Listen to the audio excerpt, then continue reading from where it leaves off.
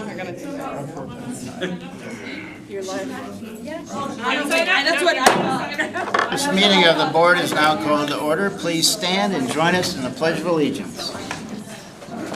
I pledge allegiance to the flag of the United States of America and to the republic for which it stands, one nation, under God, indivisible, with liberty and justice for all.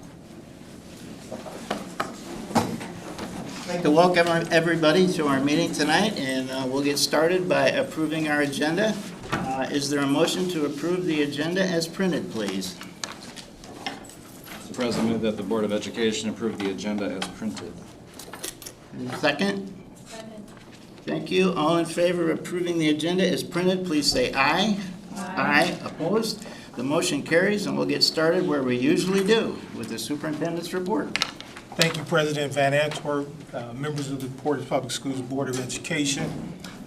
We have a superintendent update related to two matters. One is our bond project update from Russ Gerbers, which the board has been accustomed to hearing.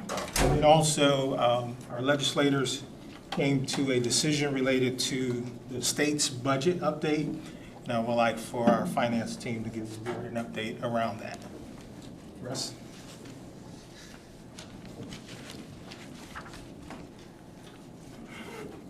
Good evening, Board. Superintendent Edwards. I'm going to give you guys a brief bond project update of how things are going out there, the construction land. We're going to start off at Woodland Elementary, as I typically do with my front picture, the view of the front of the school. You can see a lot has taken place. They finished up the installation of the structural block, and they're actually coming around right now on the left-hand side of that photo with the brick veneer. So that's what the building will look like as they keep going through. That veneer will go all the way around, and then there'll be a break where they have some metal panels, and then they'll wrap that brick around the main office, and then the gym will be bricked as well. But construction's coming quite nicely on the veneer. Here's another shot of the back area. You can see it mostly completed throughout the back. The heart area, the stuff there in yellow, that's where some metal panels will be hung there once those are ready. But the brick veneer is coming along nicely. They're working through their building, and they'll have it all done on time, which is great. Ready to hand that over to the next trade that works on the exterior part of the building. Inside, we are what they consider being out of the ground phase, which means they poured pretty much the last slab of floor. So they're not going to be digging in the ground anymore inside the building. Outside, they got a lot of digging to do, but inside the building, they're done digging. They're out of the ground, so to speak. The slabs are down. Some of this will be polished concrete. Some of it's just it looks like the stuff on the right there you're seeing is going to end up being a carpeted area. But the fancier stuff on the left there, you can see has a little sheen to it that'll end up come through and be polished. It'll look really sharp when it's all done. But the nice thing is they got all the floors poured, ready to roll. The nice thing is once they get the floors poured, the framers come through, and these guys are rolling. This is probably one of the most exciting parts of the job is you start to see all the classrooms take shape, the offices take shape, and we got a really good job with the framers in there. They're coming in, they're putting the metal up, framing it out nicely. As soon as that cement cures and they're ready for it, they're on there marking lines and putting frame up. Then once the frames go up, the plumbers and the electricians come through with their conduit and their runs, which is good to see. Start seeing all the trades out there. Right now we have about 40 to 50 guys on site every single day, and that's going to keep going up until we get closer to the end where it'll start tapering back off. You do have ductwork going in. This is looking up through the heart of the upstairs learning commons. There's some ductwork going through there. It's coming along nicely.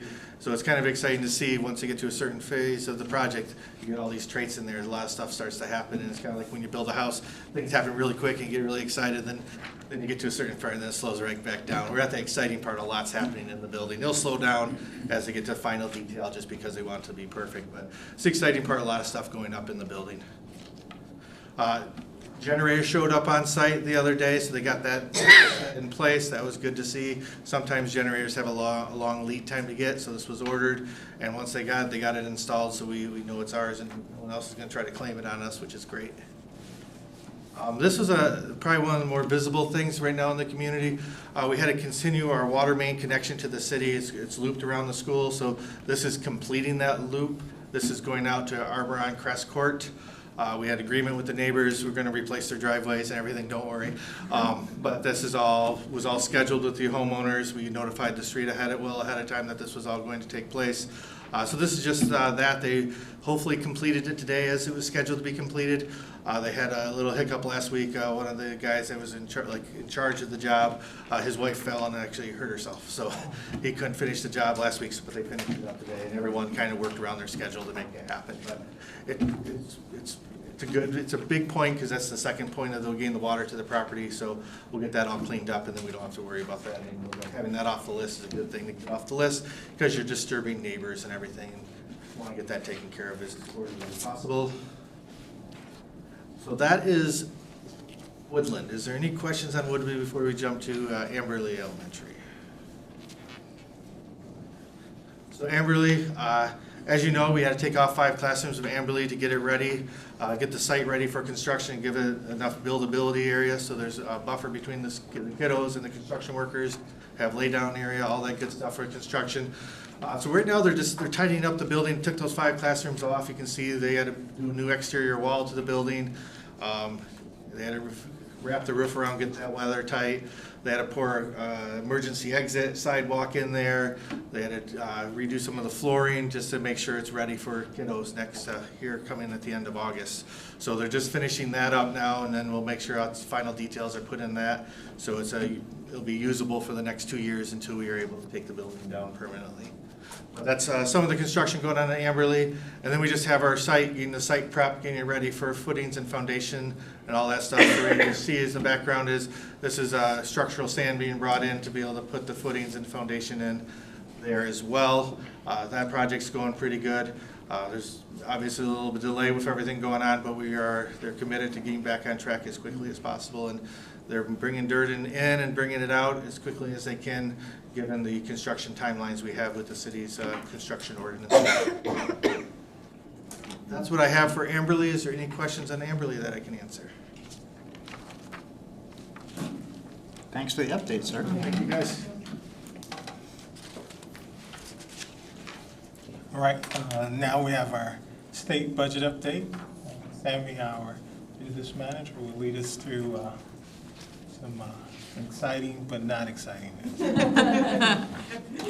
Good evening, Superintendent Edwards and Board of Trustees. Tonight, I just want to bring a couple of the highlights from the state budget that was passed in the early hours of July 3rd by the legislatures. As we all know, technically the state has to have a budget to us by July 1, and we got it much earlier than we did last year.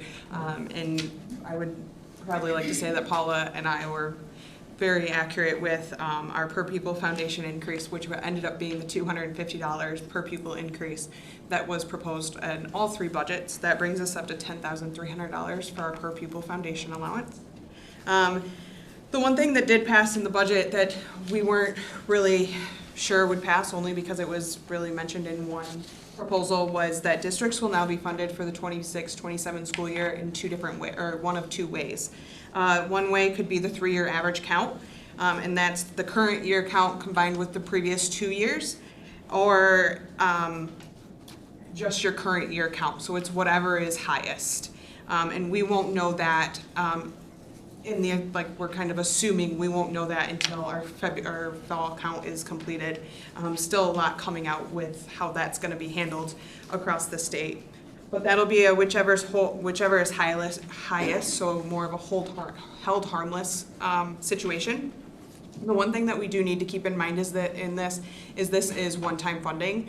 So this is a 26-27 school year funding situation, and so we'll be watching that quite closely this year on how that's going to lay out. But in return of this change, our enrollment stabilization categorical that we've received for the last 2 years was eliminated.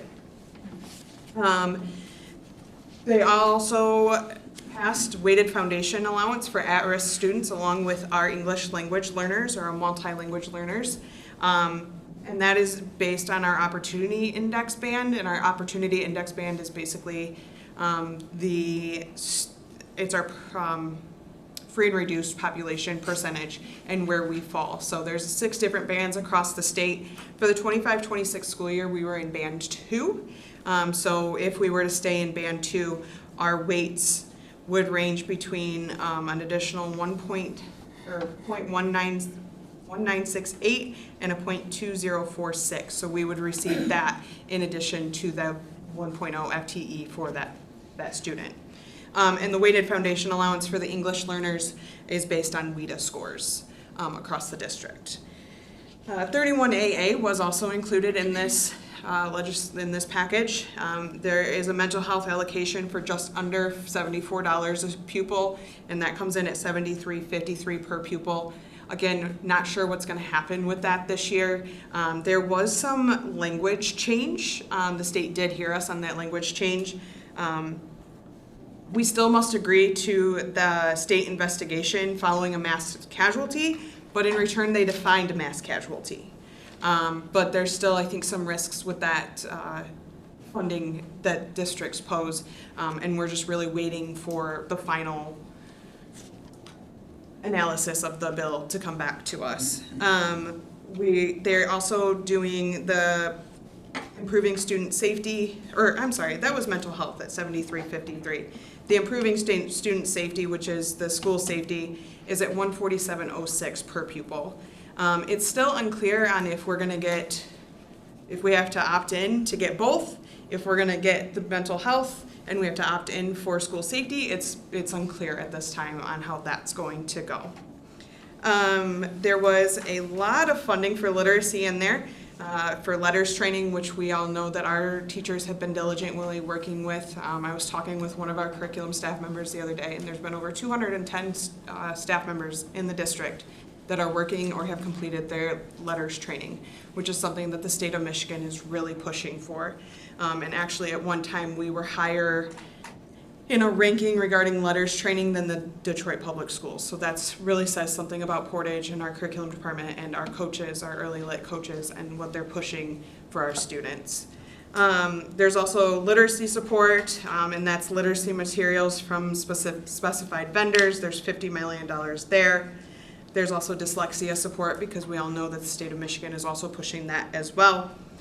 And that was just, it's $1 million, but it's $1 million that can be purchased towards training programs for teachers supporting students with dyslexia. GSRP increases, there was a GSRP increase included. We're now looking at $11,736 per student. That's a 10.2% increase from 25-26. And as you all know, we adopted the GSRP program in 25-26, and we'll be continuing that on for 26-27. 27L, the educator compensation, was included again in this state package. It is a smaller dollar amount that was allocated, and they did a small language change, and that changes basically how we can report it to ORS. Last year it was reportable. This year the language basically is saying, no, this is a bonus, which is considered non-reportable. One thing to note, if you look at the budget, you'll notice that the bottom line is a little bit smaller than it has been in years past, and that's because the state did not include federal funding, specifically Title I, in the budget, which allows the lawmakers to claim they have reduced the size of the school aid fund. Not something we want to see, but it's just their way of working through things. And I think it's also important to note that the governor did veto the House Bill 6058, which would have really put a hardship on the budget. That would have reset our current hard cap limits on employer contributions for medical benefits, and it would have required public employers, so us, the state, cities, villages, etc., to pay at least 80% of the plan's costs. And that is all I have. I would be happy to answer any questions. Really appreciate your update tonight, because Absolutely. there hasn't been a lot in the regular news media about it, so appreciate that a lot. Yeah, absolutely. And, congratulations are also in order for picking $250. Yeah, I mean, it is $250, that's great, but I like to say 2.5%. Yes. It's not a lot of money, so. Yes, correct. Yeah. Thank you. Thank you. Thank you. Okay, we'll move to our comments and communications section. Is there anyone who wishes to address the board this evening? Thanks, Michelle. Okay, Terry, if you want to read our guidelines for public comment, Sure. please. Public comment at board meetings. Board of Education meetings are held for the purpose of conducting the business of the school district. The board recognizes the importance of letting the public express themselves on district matters and welcomes community input at our board meetings. To permit fair and orderly public expression, please conform to these guidelines when addressing the board. Attendees must register their intention to speak during the public participation portion of the meeting by completing the speaker registration form at the beginning of the meeting. Each speaker must provide their name, state whether they reside within the district boundaries, and specify the topic of their remarks. Individuals may not register others to speak. Speakers will be recognized by the presiding officer and may not be called in the order in which they have signed up to speak. Limit comments to 3 minutes. Direct all comments to the board and not to staff or other participants. Speakers may not yield any of their speaking time to others. Provide a written copy of your comments and supporting documentation to the board secretary if available. Present your comments in a respectful and courteous manner to model the behavior expected of Portage students. Refrain from mentioning any student or individual by name. Contact the superintendent directly regarding personnel matters. The board has a legal obligation to protect the due process rights of students and employees.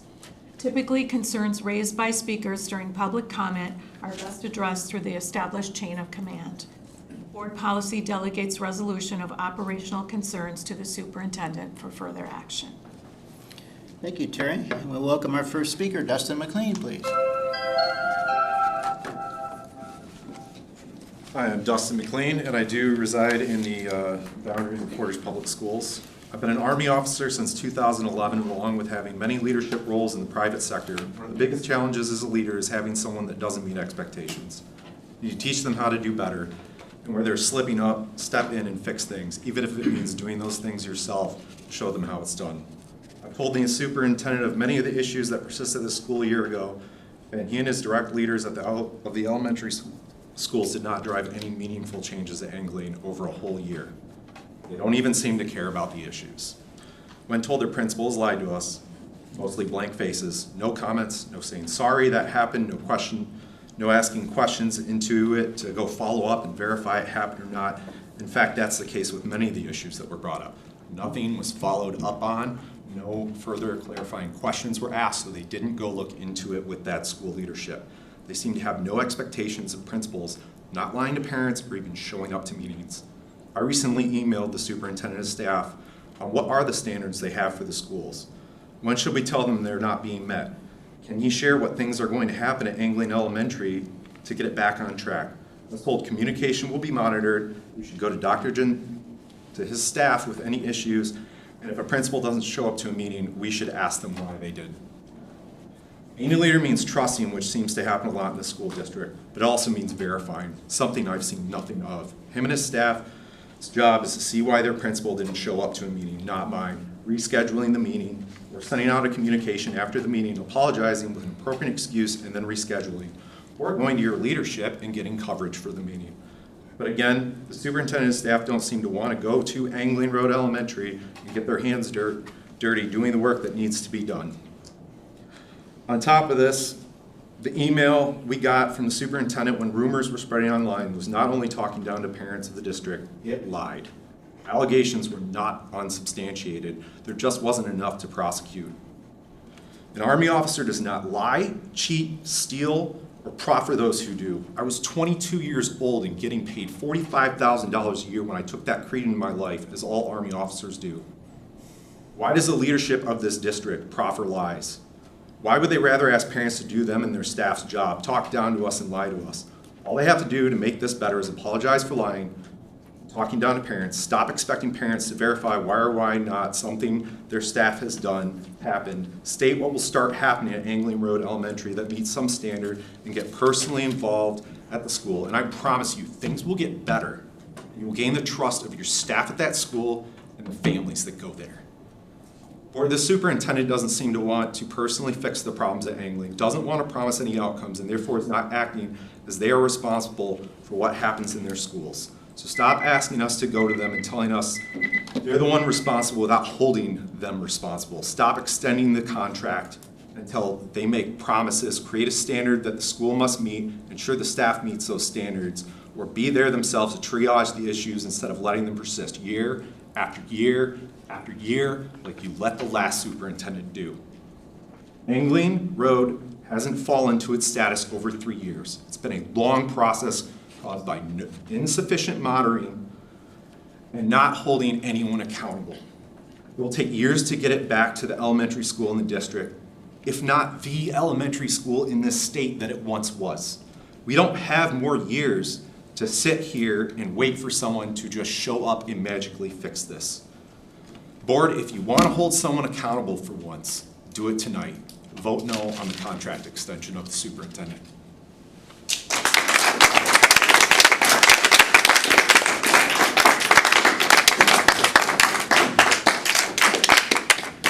Our next speaker is Sarah Barton. Welcome.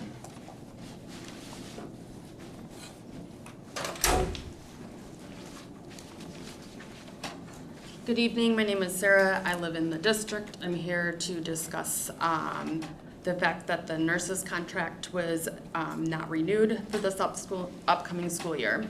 The school district has many children with a variety of medical needs. I'm not here to advocate for just my son. I'm here advocating for any child who needs the security of a nurse to be available. By not having a nurse on staff, you are choosing to put the responsibility on staff that do not have the proper education or training. As I previously stated at the last board meeting, the job posting for the CNA opening is the same job description you post for the parapro professional position. You have in this job posting that CNAs will be reporting to a teacher who also is not qualified in the medical field. By law, a CNA is to have a nurse to directly report to. When asked why that nursing contract wasn't renewed, the superintendent responded, "It's not like anyone knows the difference between a nurse and a CNA anyway." According to the University of Michigan studies, 25% of parents in Michigan report their school-age child has a physical and or behavioral health condition requiring accommodations and or assistance at school. Portage Public Schools has about 8,800 students, so that is about 2,200 children. Just the medical emergencies that can occur during the school day include cardiac, allergic reactions, neurological, psychiatric, physical trauma, and diabetic. As of the 2025-2026 school year, under the House Bill 5527 and 5528 under Section 29.19B, all Michigan public schools are legally required to implement a formal cardiac emergency response plan. A nurse is the only qualified professional to lead the required medical emergency response team. The National Association of School Nurses reports that nurses resolve up to 95% of sick visits, but when office staff and or principal are in the role, they default to calling for an early pickup. Studies show that the money districts invest in a nurse reclaims a significant amount administrative, principal, and teaching hours. Why else are school nurses needed? They can save a life in an unpredicted medical emergency occurs. They provide immediate triage, cardiac arrest response, disaster readiness by coordinating with the local emergency responders, manage chronic health conditions such as daily medical care of administering insulin, manage feeding tubes, monitoring blood glucose levels, oversee asthma treatment, manage allergic reaction, and provide proper bathroom medical needs. They draft and implement individual healthcare plans for students with severe illnesses so they can safely be at school. These are IEPs and 504s. Most of these that include medical accommodations include a statement that a nurse will be available for the medical needs and care. They verify medications are safely kept and administered. They reduce student absences, allowing parents to not miss work, resulting in improving the children's academic performance. At the start of the 25-26 school year, a parapro was told to Google how to catheterize my son and to do it from what she read. In a simple explanation, if you don't know, catheterizing is inserting a tube, also known as a catheter, into a urethra up into the bladder to drain urine. My son has to have this done twice while he is at school. More than one parapro has been told they had to learn how to catheterize him. When the parapros have said no, because they are not a CNA, nor do they have any medical training, resulted in them being reprimanded. At the start of every school year, my husband and I meet with the principal, his teacher for that year, and the nurse. We go over his diagnoses and explain to them what signs and symptoms to watch for in a shunt failure as he has a shunt, how his diagnoses can affect his learning, and go over in detail how to properly catheterize him, then demonstrate or do a catheterization with the nurse and the emergency backup person. It is also made extremely clear that myself, my husband, and my parents are always available and are within 1 to 2 minutes of the school, as we live a block from Woodland and my parents live a block from Haverhill. So if we need to come up for any reason, if my son is not properly catheterized, it can cause any or all of the following symptoms: severe pain, bleeding, urethra injury, including puncturing the urethra wall that may cause scar tissue that makes it difficult to pee or inability to pee. I am asking that the board approve for a nurse to be part of the district staff so that proper medical care can be given to all students and for the students with disabilities and or medical needs are comfortably attending school. Thank you.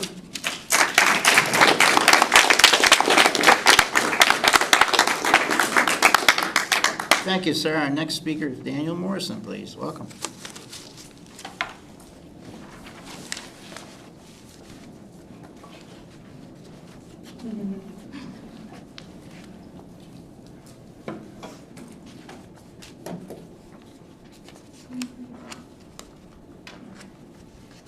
Good evening, my name is Danielle Morrison. I live at 5226 Grosse Pointe Street in Portage.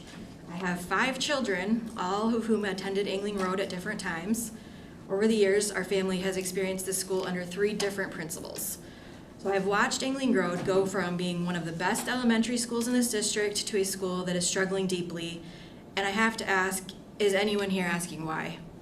We as parents have come before you multiple times now. We have shared our concerns and asked questions and asked for help. Yet we still have received no meaningful information about what we should expect when our children return this coming school year. More of the same is simply unacceptable. Several times at these meetings, I have watched students come before you to proudly represent their schools. They've shown off their new buildings and shared their accomplishments and achievements. So tonight, I brought a different face for you to remember. This is my daughter, Quinny, as we call her. She's 9 and will be entering 4th grade at Angling Road. She loves art, playing with her friends, and soccer. She's a good student, and she has been fortunate to have the most amazing teachers every single year.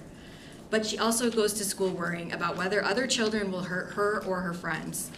Even more concerning is she worries about whether her teachers are going to be hurt. Those fears have been present since she was in kindergarten, but the situation has become significantly worse under the school's current leadership. She has heard her teacher being yelled at and berated by this principal on multiple occasions. She knows that when an out-of-control situation happens in a classroom, it may continue for an hour or longer. This past year, she frequently completed her schoolwork in the hallway because the classroom environment is simply too chaotic. This is not normal for a 9-year-old. Of course, we've discussed moving her to another school, but at this point, that would be an incredibly difficult adjustment for her. And more importantly, why should she have to leave? She loves her teachers, she loves her friends, and she loves her school. The problem isn't the teachers. The problem is not the children who deserve appropriate support and a safe learning environment. The problem is leadership. I'm deeply concerned about what will happen if the current principal remains in this position. Parents are afraid to speak publicly. Teachers and support staff are afraid to speak openly. There is a genuine fear of retaliation among people who have raised concerns or spoken against this administration. Angling Road has a Facebook group with more than 200 members, yet almost all parents that share their experiences and concerns choose to do it anonymously. I'm asking you, as members of this board, to look further into what is happening at Angling Road. Do not simply accept the version of events presented to you by this administration. Speak directly and confidentially with your teachers, support staff, former employees, and families who have experienced what is happening inside the school. I have personally sat down with support staff, teachers, and teachers who have left Angling Road. Please listen to them and ask why experienced staff members are leaving. Ask why teachers feel unsupported and why a 9-year-old child has to worry about the safety of the adults who are supposed to be protecting and teaching her. And ask why this school has changed so dramatically. The current principal has reportedly referred to Angling Road as the armpit of Portage Public Schools. I want to be very clear, Angling Road is not the armpit of this district. Our children are not, our teachers are not, and our support staff are not. Angling Road is a community filled with incredible children, dedicated teachers, and families who care deeply about this school. We know what this school once was and what it can be again, but we need leadership that believes in this school as much as we do. Please do not allow another school year to begin with the same problems, the same fear, and the same unanswered questions. Our children and teachers deserve better. Please listen and investigate, and please act before this school year. Thank you.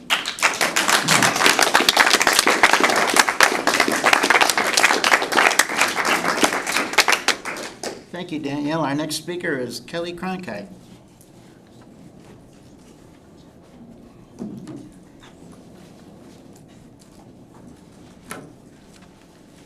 Good evening. I'm not going to be as well versed as everyone else. I have been in Portage the last 5 years. I've moved here from Wisconsin. I have worked in education for the last 20 years, and frankly, I'm embarrassed that I picked Portage Public Schools to be the school where we moved to. I came from the #1 school in Wisconsin, the #1 school district.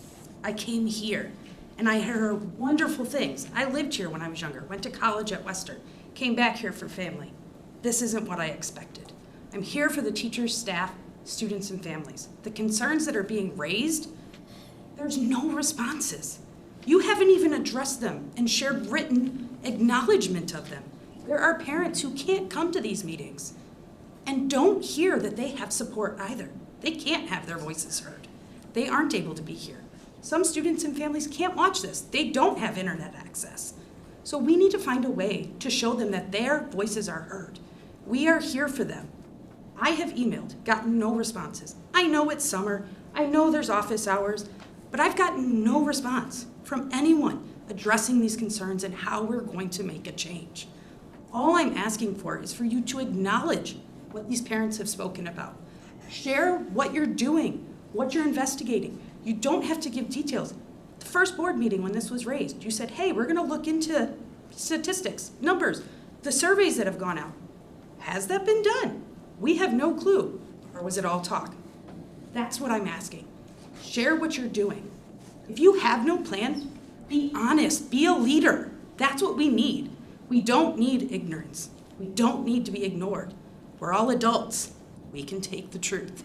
But be honest. That's what we ask of you. That's why you were elected. If you can't be honest, honestly, get out. There are other people who can do your job. I know you're not paid. I wouldn't want it, personally. I give you guys a lot of credit for what you do. But be honest with us. That's all I'm asking. Thank you. That's all I have.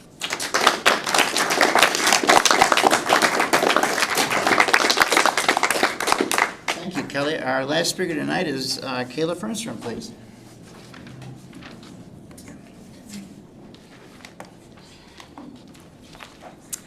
Good evening, members of the board, Superintendent Edwards. My name is Kayla Fernstrom, and I live on Sand Hill Lane in Portage. I want you to imagine something. Imagine raising your children during a time when their preschool years were disrupted by a global pandemic. Imagine days when the smoke in the air is so thick it isn't safe enough for them to go outside to play. Imagine being told not to eat fresh fruits and vegetables, your kids' favorite things, because a parasite is contaminating them. Now, imagine adding one more thing to that list. Imagine sending your child to a school where the principal has been accused of striking a student and verbally mistreating teachers and staff.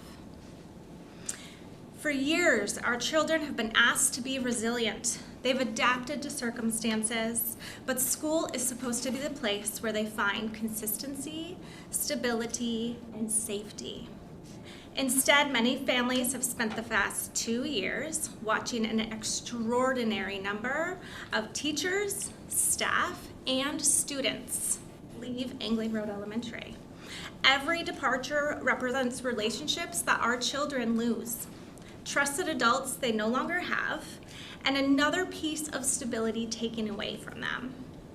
And now we're preparing to move into a brand new Angling Road with a price tag of approximately $45 million.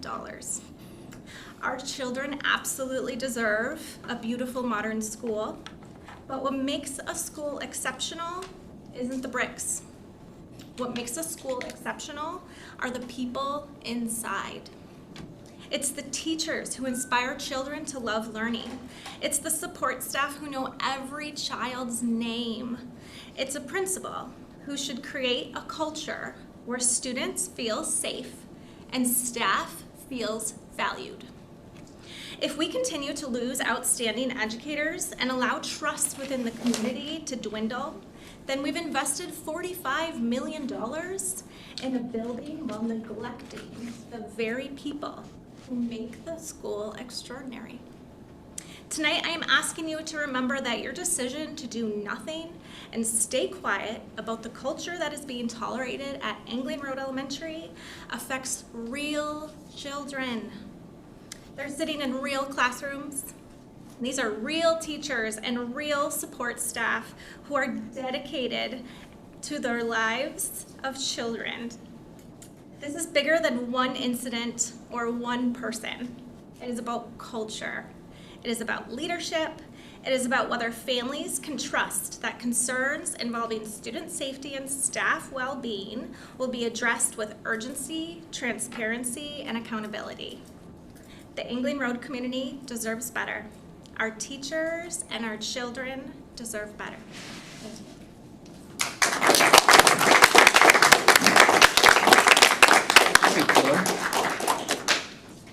Okay, we'll move to comments by board trustees.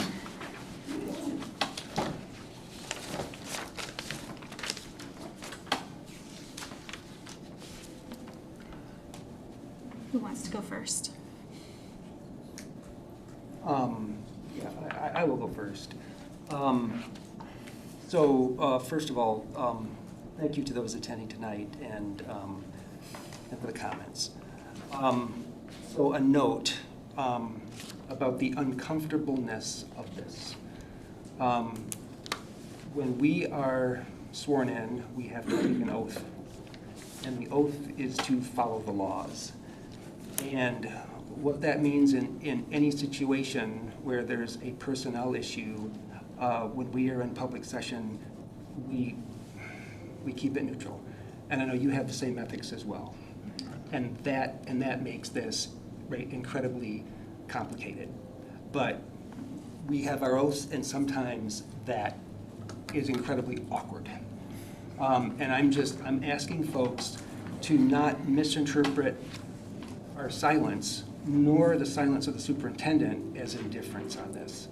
The issue is very important, and in certain situations, we are legally required to be quiet in public. So, anyway, it's very awkward. Thank you, Bo. Anyone else? We are reading the emails and listening tonight. I've read every word of every email that everybody has sent me and all the attachments, and I know my fellow board trustees are doing the same thing, and it's not lost on us, as Bo alluded to, and I know it sounds like lip service when you're sitting out there and we're telling you the same thing we told you 2 months ago, but again, this is important to us as well, and it is being received and it's being heard. Mark? I'm low masking and low filter tonight, and I'm trying very hard to use the filter as appropriate. There's been concerns raised, clearly. And like both Bo and Mark said, those emails are being read because of this low brain-to-mouth filter. I'm speaking from the heart and trying to speak clearly. They're hard to read, especially as an educator myself, because I'm also a parent, and so on. And I want to say I appreciate the comments that were raised tonight about that this is not a single person or a single employee. There have been employee changes since we first found out about things, and I don't want anyone to be pointing fingers at a single employee or a single person, because that's not where we're at. what can be acknowledged is that parents, community members, and educators are asking for a rebuilding of trust and a rebuilding of relationship. And that's because the most important thing to all of us is the safety of these children. We're not raising children in our community, we are raising future adults. And that's something I feel really strongly about, that these are adults who are going to enter society and help to build the future of our society. And when we look at them as children, they are truly future adults, not just children. And so we care about their safety and their well-being, their emotional safety, their physical safety, and their growth, because they're the ones that are going to take society forward as we hand off the reins to them. As they get into adulthood, we are raising future adults. The reality is, as Bo said, that not everything can be shared, nor should it be shared, nor would you want someone sharing everything about your job or how you're doing to the public, and that's how it should be, and it's not just a legal thing, it's appropriate for humanity, for respect. And that's true. But we can also acknowledge that there is trust that needs to be regained, and that trust doesn't need to be regained or rebuilt through sharing everything, because that's almost more damaging to share everything. But by saying this is things that we are doing that we can share. What can we share, even if they're small, to say that we are building that trust and building that community and making Angling what, I always thought of it when I was a child, that was like the shining golden elementary school if you were going to attend one in the district, and I lived way that way, not that way.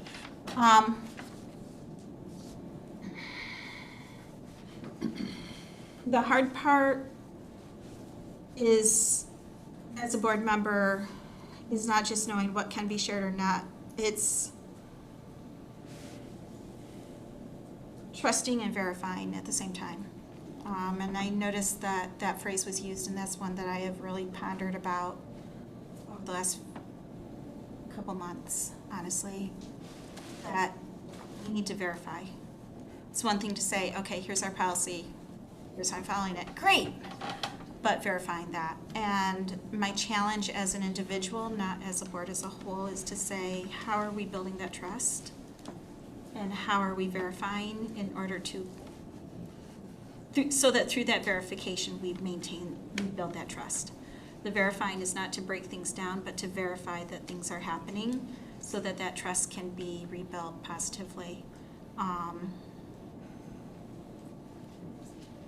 We've talked over the last few months about ways to do that. Not everyone has been in agreement, and not every as to how to, although I think we have the agreement that this is what we need to do. And as a board, we cannot act unless we are all acting as a whole. And sometimes that's hard when you have 7 different opinions. And that's balancing in one set, that we're not going to jump into doing things too quickly and in a wrong manner, but it can also be limiting in that then we don't move. We don't move forward when we need to. So my challenge to my fellow board members, so I know all of us have, over the last few months and even years, wondered and brought up and discussed and pushed in one way or another that rebuilding, that pushing forward to, because we know that Portage is an amazing district with amazing staff and amazing students and amazing parents, community members that are supportive. So how can we support that well? I'm not speaking with the clarity that I wish I was. It is totally just pouring from my heart right now. So how can we be supportive, not in saying trust is broken, but saying respect is gained by moving forward and improving and growing, encouraging that growth. Does that make sense? I hope so. Thank you, Kimberly. Anyone else? I'll jump in briefly, as I typically end up sticking my foot in my mouth. I'm going to be really cautious. That's one of the hardest things in this position, is to keep my mouth shut. And it's a struggle because I have a kid that's your age. And when I hear the experiences that these children are going through, I feel that. And I can imagine my kid coming home and saying these things. And so it's very difficult to take me out of that role and into the parent role and into this role, and it is tough. Yes, absolutely, I've read every single email and I want to respond, and I can't because I have a different job than that. My background formerly is human resources, so I know when there's employee-related issues that there's things that can't be said and can be said, and it's walking a fine line, and that's why I'm not in that job. I didn't even pursue that job. You know, Johnny, enjoy that, because that is a fine line that is a really, really, really difficult road to follow. Just piggybacking on what everybody else has said, we do hear you. We feel it. I hear what you say about the trust. It's going to take some time to rebuild that relationship, but we are working on it.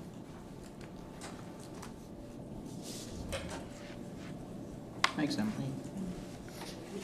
Anyone else tonight? I don't want to talk, but I have talked to some of you personally.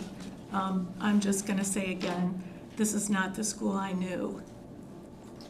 And I see somebody out there shaking their head at me because we were at that school at the same time.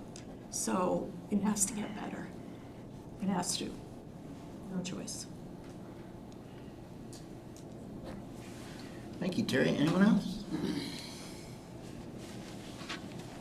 Okay, very good. We'll move on to our consent agenda, please, on page 5.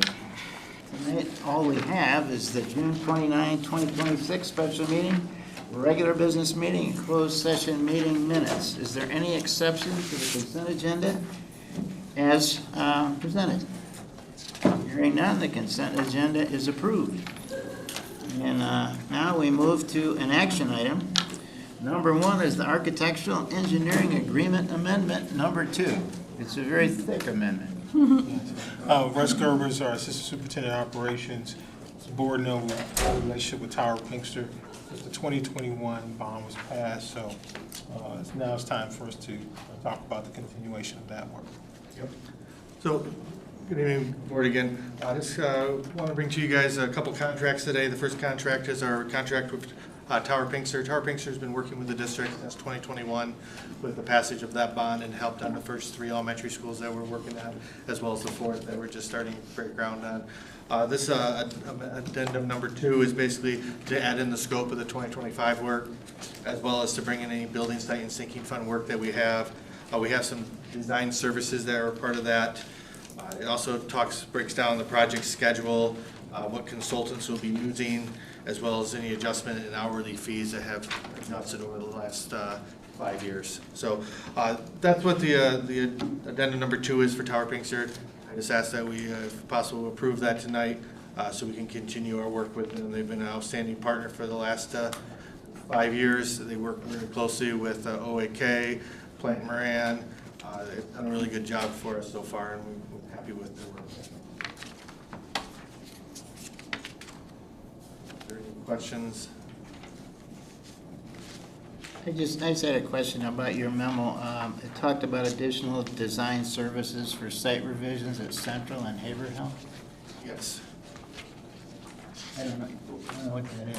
Okay, so that'd be, once the project goes out to bid and there ends up needing to be a design change because something doesn't work out, I think I might need clarity because I wasn't here during those constructions, but that could have been, and Johnny, maybe you understand, yeah, I'll hand it off. So you may have heard the Port and Play reference that Right. Russ mentioned around the playground area. Those require design changes We've paid them to design the initial format, and now we're asking them to go back and do additional work over and beyond what they had done already. So it takes more time and labor upon them. So it's customary that if we ask for a revision such of this nature, that they be compensated for that design change. It's a different way of calling it the change order, because the change order is usually on the labor and equipment side. But in some regards, we're asking them to go back and do a service that was already completed. So it's for the playgrounds. Well, some of them, yeah, there's playground ones, there's a couple other ones that happen throughout construction that you can go back and have to redesign something. Okay. It's nothing major here. Yeah, it's, No, okay. We're not going in and changing the existing structure that's already there, No. or, okay. These are just kind of, I use that as an example, but there are usually some minor things that happen after a building opens up. And after review, you can say, hey, can this be modified or changed? Nothing that impacts learning or the structure of the building. It's just some minor pieces that we do after a building opens. Minor things that we thought would work well, and Yeah, the playground is a great example. like the playground, right? We thought it worked, Yeah. it didn't. Yeah. We're And making it work. And in fairness, the playground did meet the specifications as it was designed. But we're looking at the experience that we've heard from staff and students. And is there a way for us to take it up a level? So It that's met ADA, that's why we thought it would work. great. Any other questions for Russ? Well, our Pinkster has done a good job for us. We ought to keep it going. Is there a motion, please, to approve the architectural and engineering agreement amendment, please? Mr. President, I move that the Board of Education approve as presented Amendment Number 2 to the Architectural and Engineering Agreement with Tower Pinkster for continued design and engineering services associated with the district's 2021 bond, 2025 bond, and the 2024 sinking fund programs. Thanks, Terry. Is there a second? Second. Thanks, Mark. All those in favor of approving the architectural and engineering agreement amendment, please say aye. Aye. Opposed? The action item passes. Our next action item is construction manager agreement amendment. like Tower Pinkster, this is to bring Owens Ames Kimball, also known as OAK, their amendment number 1 to be approved there. Just like Tower Pinkster, they've been working with since the 21 bond on the three elementaries that we're building, as well as the 4th that we just started construction on. This would bring in all the 2025 scope, the building site and sinking fund projects. We also updated the schedule in theirs, upgraded construction management fees for the building site and sinking fund. Those are smaller projects. And then we adjusted any hourly rates based on the 2021 contract.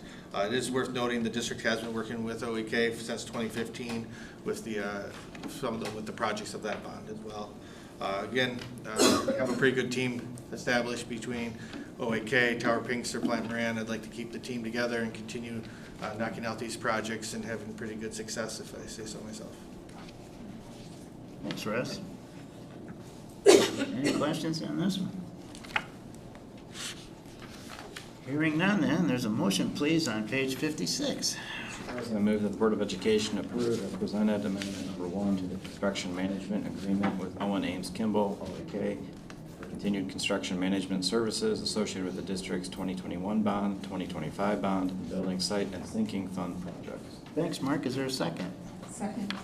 Thank you. All those in favor of the construction manager agreement amendment, please say aye. Aye. Opposed? The motion passes. Thank you. Thank you. And the next action item is new teacher appointments. Jen? Hey, good evening Superintendent Edwards and Board Trustees.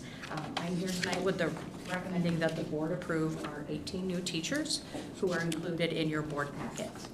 Of the 18 new hires, Kayla Kototovich and Lauren Doyle were both interns here at Portage Public Schools this last school year. In addition to that, Livia Osterstock was a graduate from Portage Central High School, so returning to the school district. In addition to the names you have here, we will have more educators in the August meeting that we will be requesting recommendation for as well.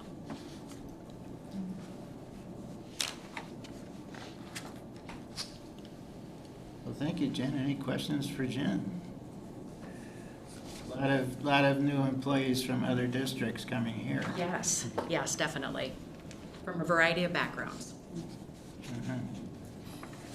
Well, very good. We have a motion on page 64. That's always a tricky one. Who would like to present the motion? I'll give it a try. Good. I'm off the hook. For a change. Well, there are helps in here. You hired a lot of them, Terry. Mr. President, I offer a motion that the Board of Education approve the appointment of the following teachers for Portage Public Schools as presented. Jessica Kostachek, Madison Haley, Lucas Gilman, Mariah Van Wyck, Rebecca Rowe, Abigail Koberly, Kayla Kokotovich, Rachel Boyer, Abigail Cotter, Lauren Doyle, Madison Hill, Gretchen Knowlton, Alyssa Lokes, Matthew Muzalczyk. Muzalczyk. Livia Osterstock, Lauren Smith, Beth Yazzo, Caitlin Remich. Thank you very much, Mary Lou. Is there a second, please? Second. Thank you.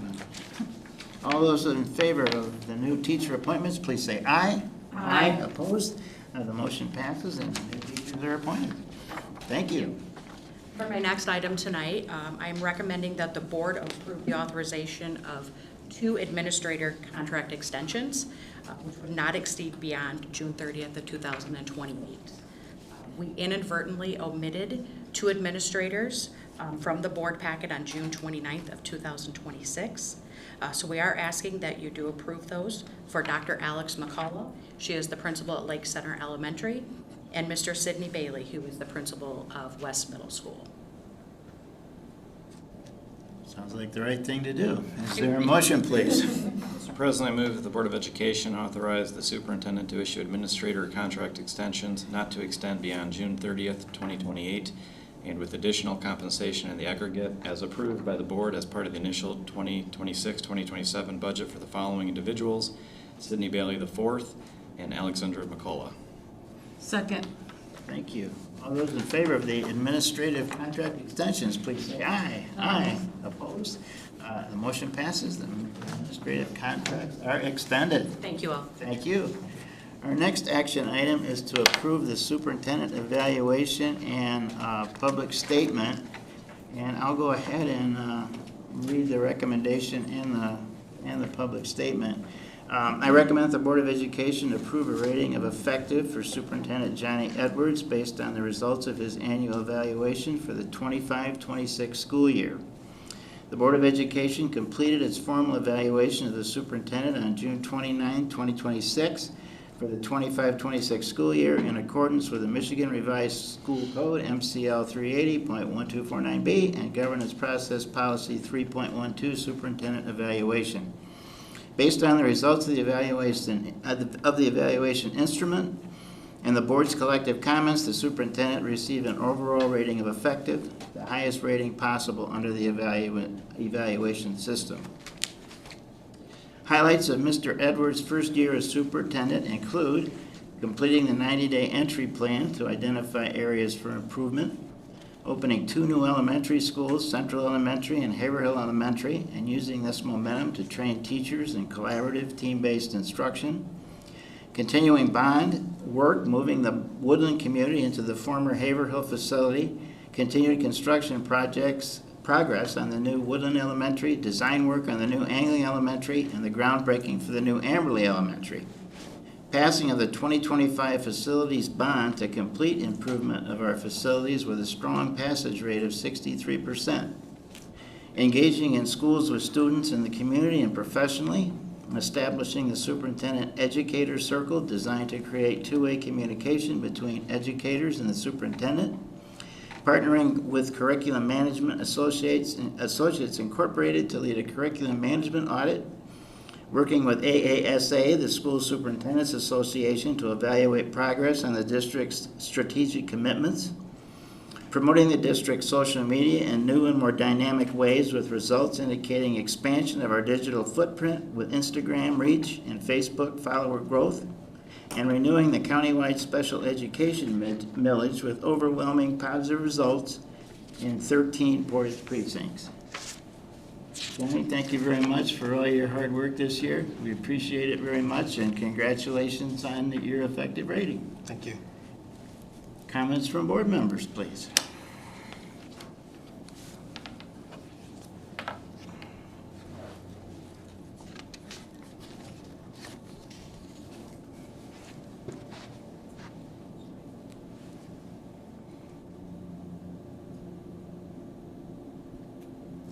Hearing none, there's a motion, please, to approve the evaluation on page 69.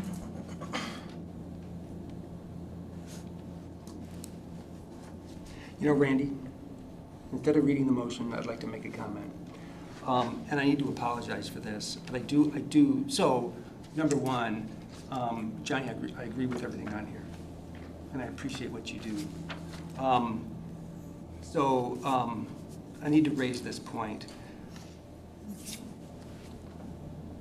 I think when we left the performance review, there were several points where the outcome, we all thought the outcome was one thing, but it was an ambiguous situation. And upon reflection, I don't think we were all on the same page there. And that's been gnawing away at me. Now, and I was debating, do I even say something? Because I don't want to throw a monkey wrench into this thing, but I do want to raise the point. Could we go back and revisit that conversation and clean it up? And in saying that, we have to find a way that's consistent with the law regarding how we do evaluations. And so I'm not exactly sure what that pathway looks like, but I wanted to raise that point. And this, I mean, I will say, on my misunderstanding of that ambiguity, I've been able to have that cleaned up with a discussion that happened before this meeting. So I feel better about it. But I wanted to pause here and just make the statement. And I really do apologize for doing this because I don't want it to reflect poorly on you. Just, well, I want to be professional and never intentionally try and violate the spirit of the Open Meetings Act or the evaluation requirement by law, and also what's agreed upon by the board and me within our contract of a deadline. So I don't want to put the district at risk of violating the spirit of those things.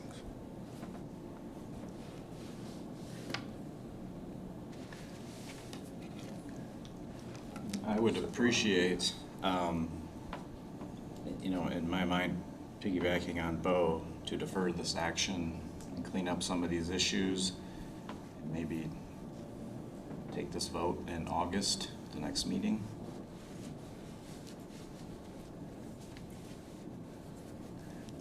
Any other comments? No, I want to, and so actually, so Mark, that was my sentiment, and I'm not sure we can legally do it. So I just want to acknowledge that. But, well, let me just say this. If we approve this tonight, perhaps there's a way that we could just get clarification on these points through another mechanism. And I think that might leave everybody feeling okay. I'm speaking a bit cryptically because of the nature of the beast. We've all been there.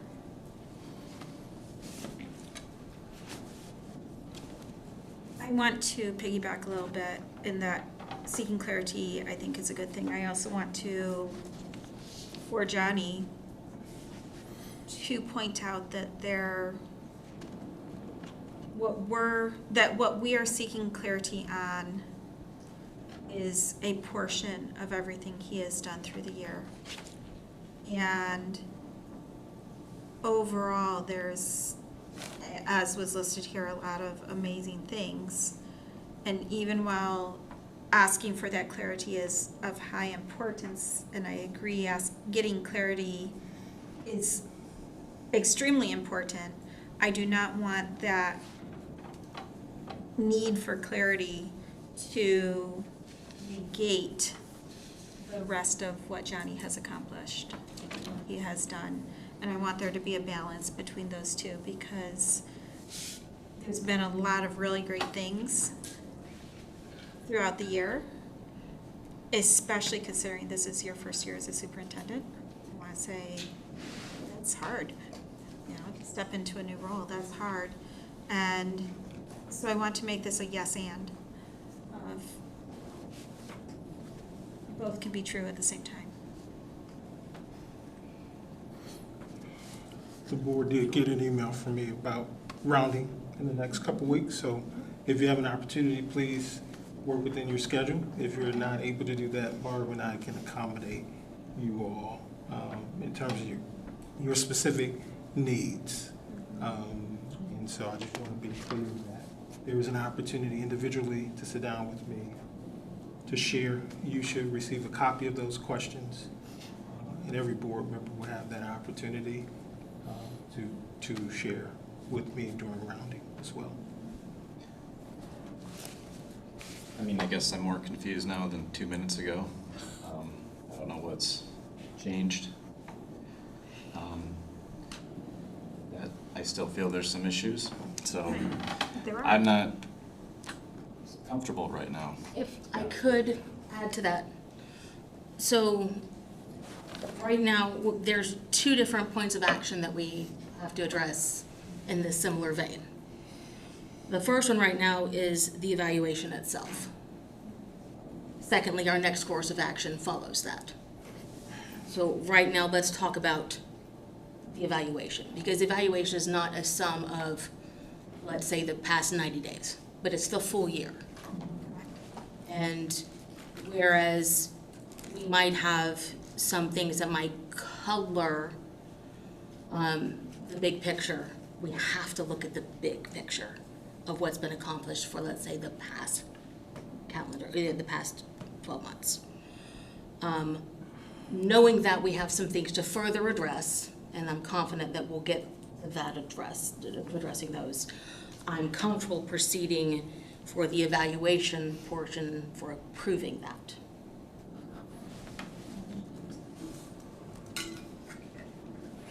I'm not talking about the next one yet.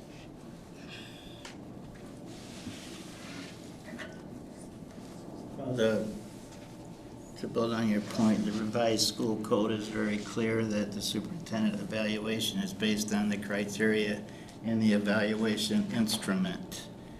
And to approve the evaluation tonight is not approving an operational issue that hasn't been completely resolved yet at this time. It's basing the superintendent's evaluation on the fact that he met our expectations. In fact, he exceeded them, and if I remember right, every one of his monitoring reports were approved by the board. So, Johnny had a very good year as a first-year superintendent, no question.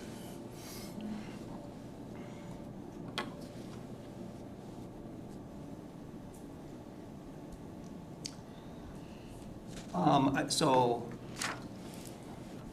I'm hoping we can get to 7. I think it's important to get to 7-0. And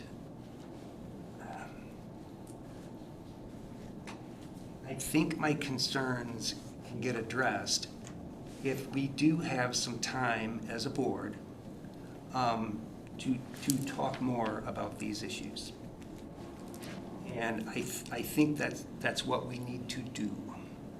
And I don't want to get hung up because this is a big deal. But we need to spend more time as a board addressing certain points. And I don't want that to get hung up on this. So my thinking has evolved on this.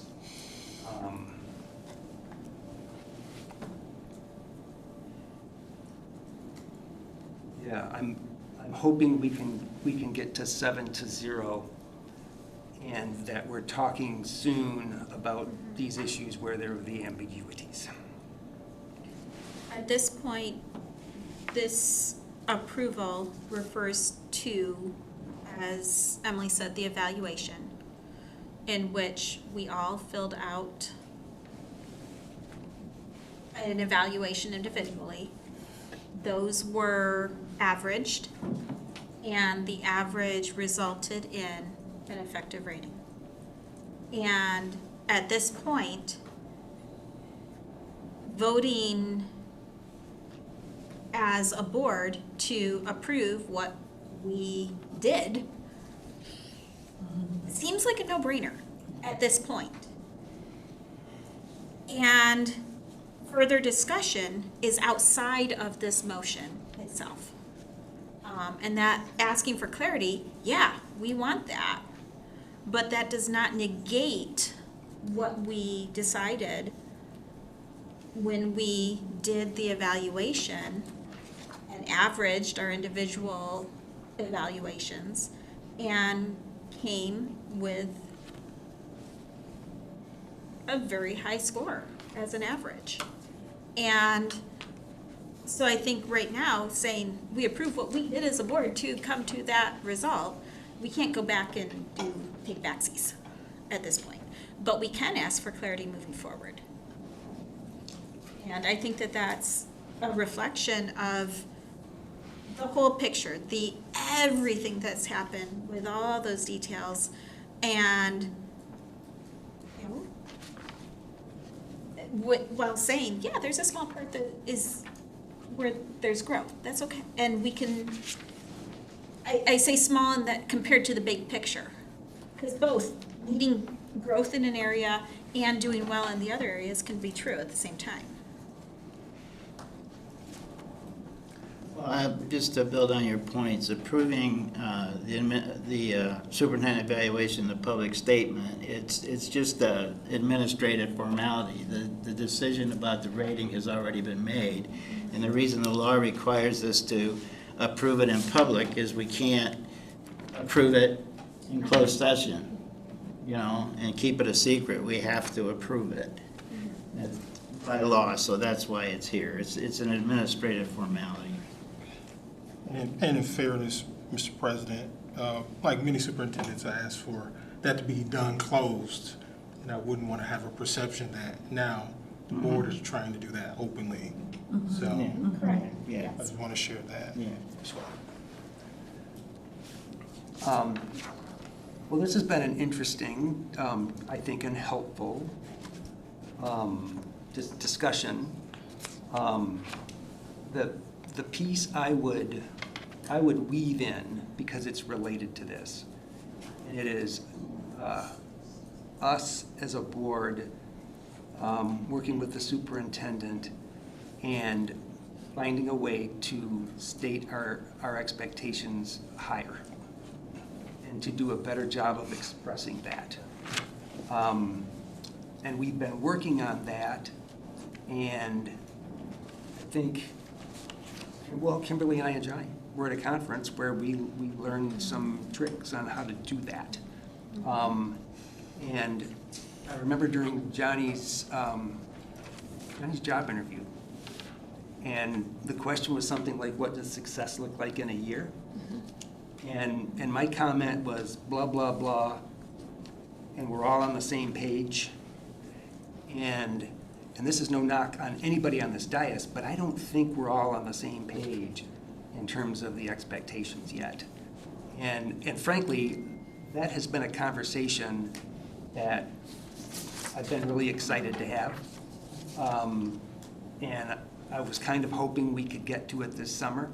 I don't quite think we're gonna get to it this summer, but maybe after Labor Day, we can have that conversation and do a better job and make sure that there is loop closure between the board and the superintendent on those expectations, because that's something we've struggled with.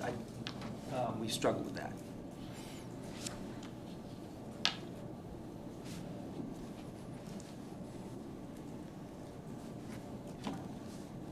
So is it the will of the board to approve the evaluation and public statement?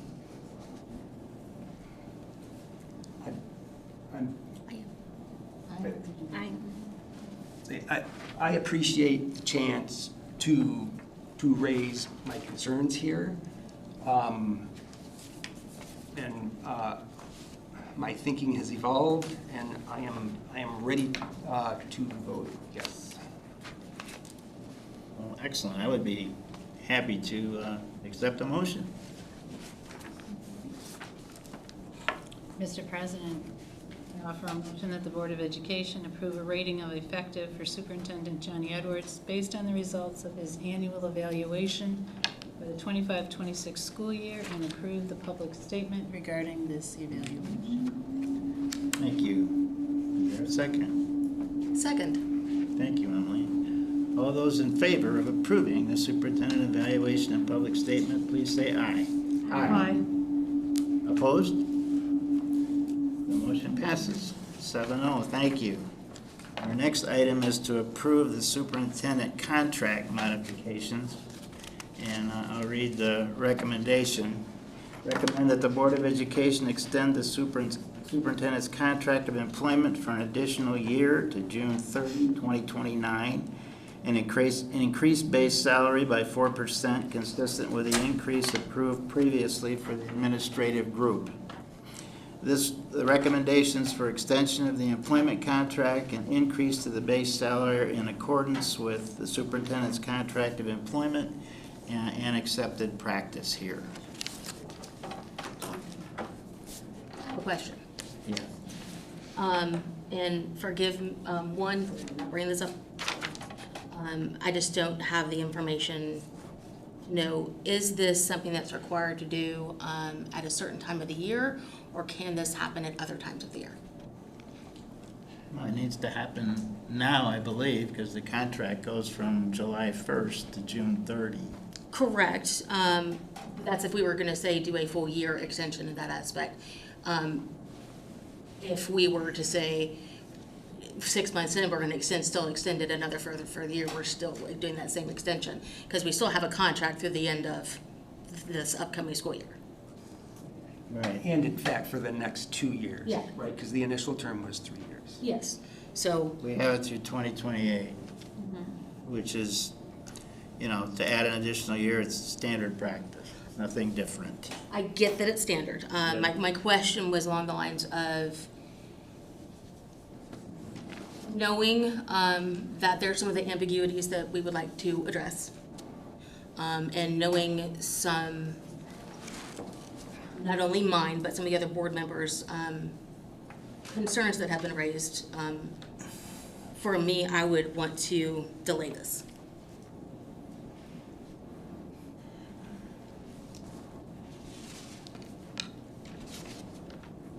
Other comments?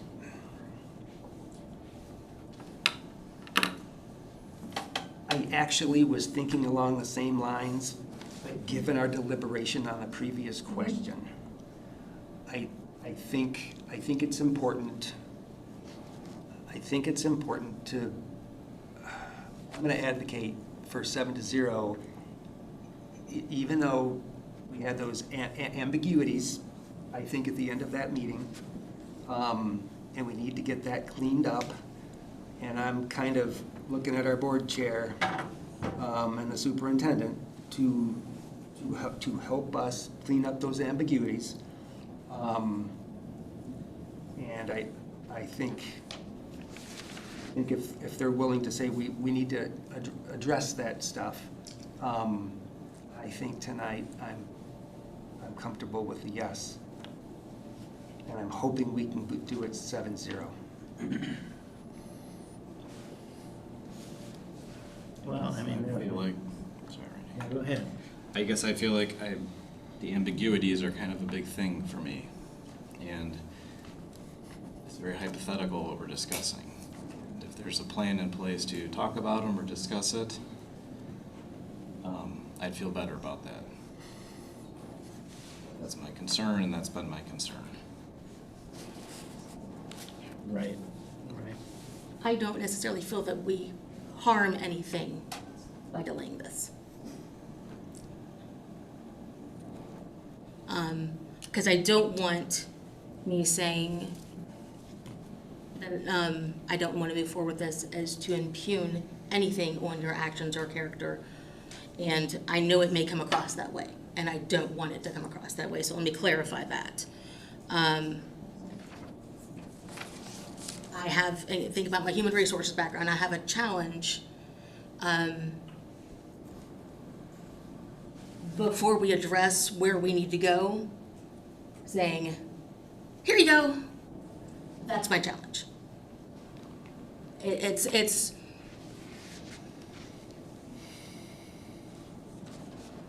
the analogy I want to use is really bad, and so I don't, I just don't feel that, I don't know, well, personally, I can't speak for anybody else, for me, I don't think I can support that.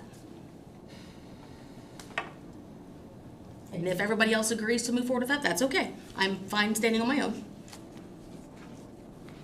Here's a question that, feel free to say, that doesn't apply. Our board uses policy governance. I think we've got the policy part down pat. Governance, though. What does governance mean? And governance comes back to accountability and trust but verify. Not just saying, you did it? Awesome. But looking into it to build that trust through that accountability.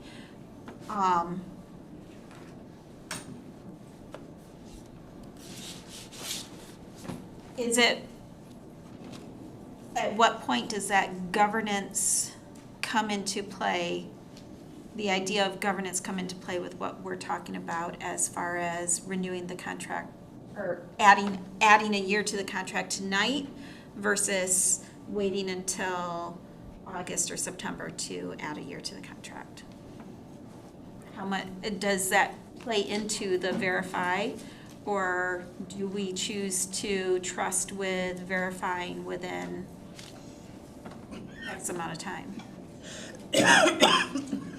Well, if we don't have trust that the superintendent is going to do what needs to be done, and we have a major problem here in my mind. I mean, we've all got to know Johnny over the last year, and if there's anybody you can trust, it's Johnny Edwards. And if Johnny Edwards, says we're going to address the ambiguities starting by these one-on-one meetings, and hopefully maybe to your challenge, Bo, maybe there's something we can work on beyond that. I mean, that's going to happen.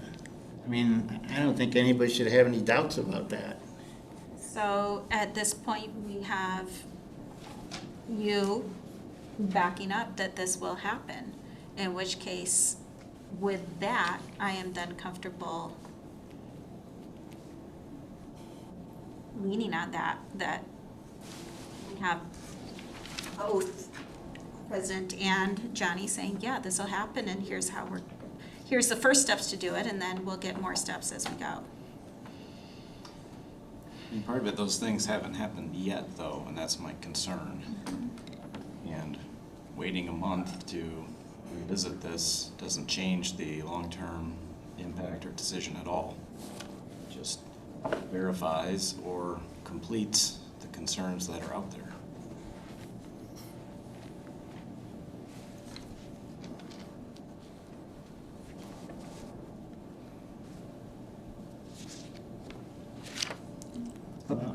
A pause is good. A pause and thinking about this here is good.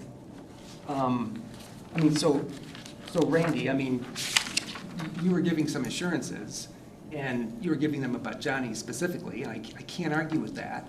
But as you were going through the list of when we had certain expectations, I mean, we've been on this board long enough that there have been times when the expectations have not been met. Well, you addressed that earlier this evening, that there's a lot of things that operationally that are very difficult to talk about, given that the board has a fiduciary responsibility to the district, you know. You pointed that out, and, you know, whatever we can do to work through this, given the limitations we have, I mean, the commitment to do that. We need to be responsive to our owners as well, and that's who we represent, and that needs to be taken into consideration. And that's some of those issues. It's making sure that we have an accountability loop so that some of these things get addressed.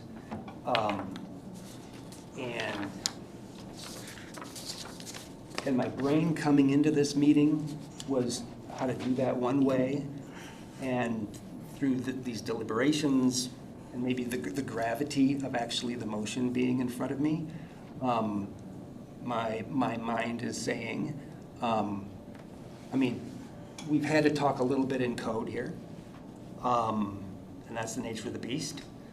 But, I mean, this thing's going to be on YouTube till the end of time. And I think I've heard enough so that I can come back and we can replay the YouTube section, and we're going to hold ourselves accountable to this stuff and follow through. So I mean, my logic is we're kind of talking this through, and it's kind of like making a kind of a public testimony here, and that's going to help us follow through. Yeah. That's why I'm feeling more comfortable, is that I feel that there's more accountability amongst ourselves. Is that accountability goes multiple ways. That's well said. Accountability for 8 people at the dais. I'd like to add that my silence has nothing to do with my, one way or the other. I'm just thinking, and I appreciate everybody's input and patience with just letting us wrestle with this, because this is hard. And Discussion is hard, especially when people are going to go back and analyze every word and connotations and so on, and yet I applaud the courage in having a discussion to be able to come to a consensus, which consensus may not be full agreement, but consensus means we're willing to go forward together.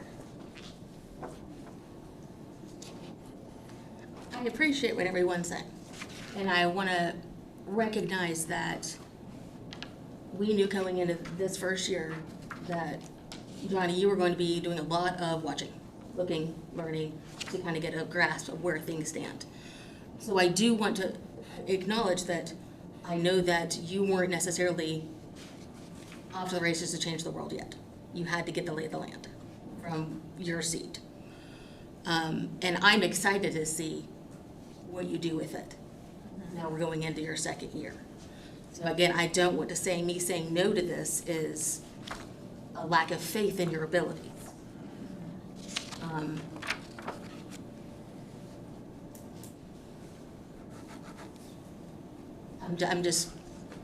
not ready to do it yet. Yeah, I'm not prepared to make that decision, and I have with Emily on that outcome. I have full confidence and hope that this will right itself and turn into something that's not a big deal. And I told you my preference would be to wait on this vote if you're going to press it to me. But also, the board acts as one voice. I'm one of 7, so I can make my opinion, and I support the board as one moving forward. But that's where I stand right now.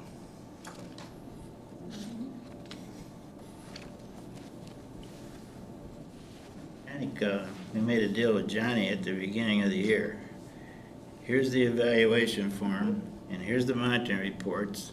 And if every one of your monitoring reports are approved and you have an effective evaluation, then in turn, you're going to get an extension to your contract and an increase in line with administrators in the district. That's sort of our deal. And I think we ought to keep our deal and make sure I'm sorry I don't have the contract in front of me, but I certainly don't want to violate the contract by not doing this tonight. My recollection of the reading of the contract did not indicate that it was a requirement that we were agreeing to give an extension at a certain period of time. I don't believe that was a part of the contract. I believe it was a possibility in the contract, but not a foregone conclusion. And if we have any questions on that, we definitely do not need to vote tonight. Because if we're worried about a contractual issue, I would definitely want to hold off. Make sure we are following the letter of that contract.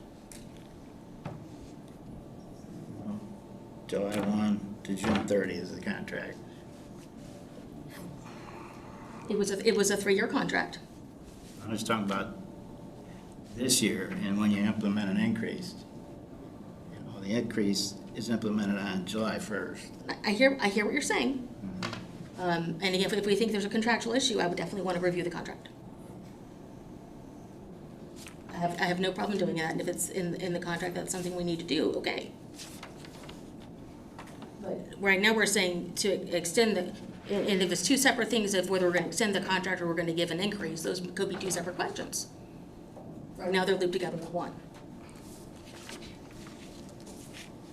So I don't know if we need to reassess how that is.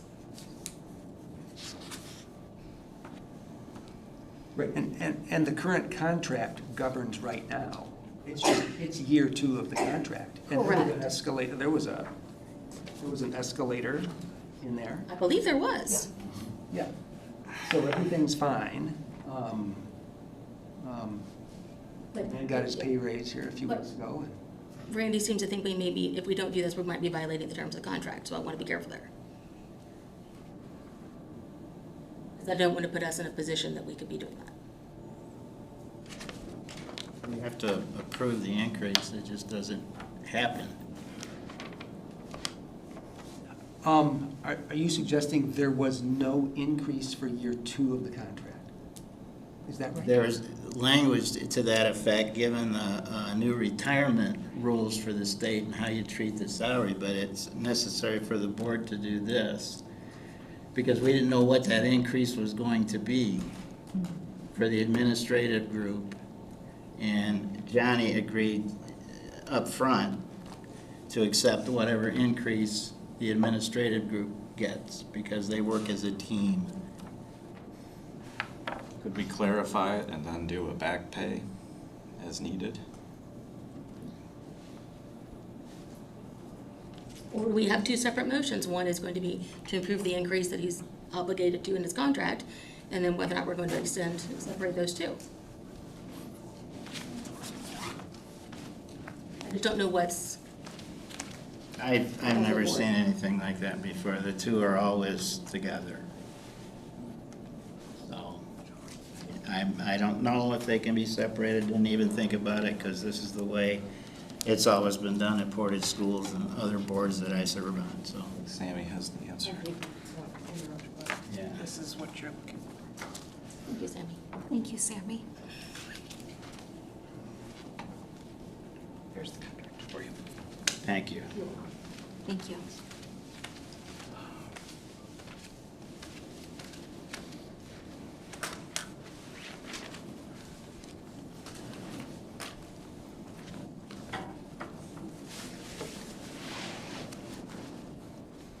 Can you help me with this, Jenny? I haven't seen it in a while. This is the sentence that you want to read to them. Superintendent shall receive an equivalent cost of living increase as other district administrators.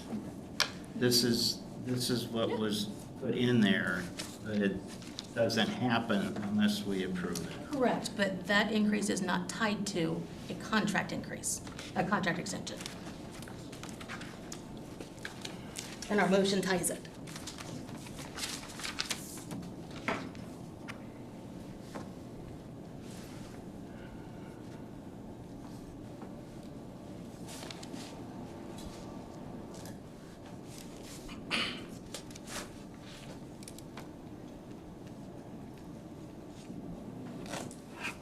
Am I looking in the right place? I definitely don't want to have to advocate for anything in my own contract. I would just say that the board can choose to do as they choose, and obviously we can look at some pieces later. You have a history of some things you've done in the past for a previous superintendent, and there are things in the contract that we negotiated mutually, some of which that I also did not get, and that's part of negotiation in good faith. So, Okay, where do we stand on this right now? Well, okay, so, I mean, my question to my colleagues is how important is it to be, is it for us to be 7-0? I guess. Okay, thanks.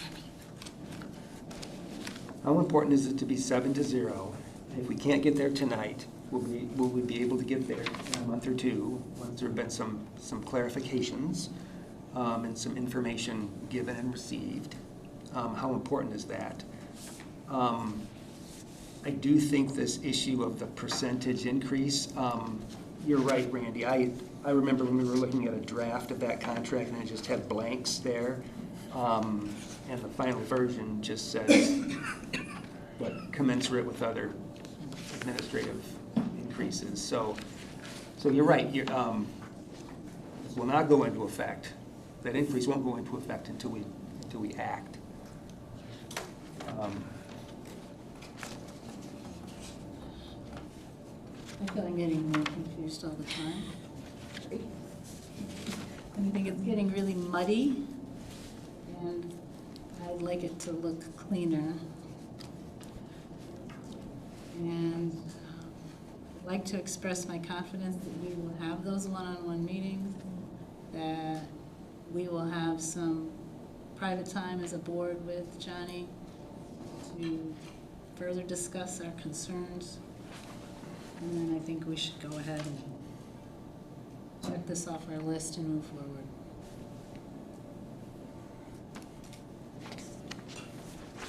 Are we okay with that? And if you're not, that's fine. Just vote your heart. So, in the past,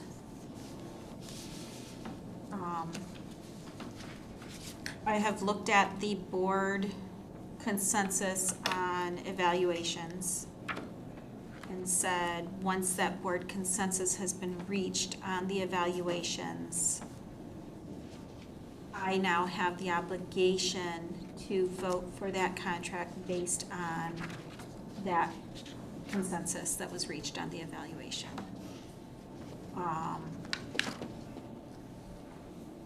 And that's one way to look at it today, is that we have reached a consensus. If we were to look at any other position and say, this was your rating, why are we discussing? We would even wonder why we're discussing extending the contract as normal. And I know that in some ways I'm arguing against myself, and that's okay. I'm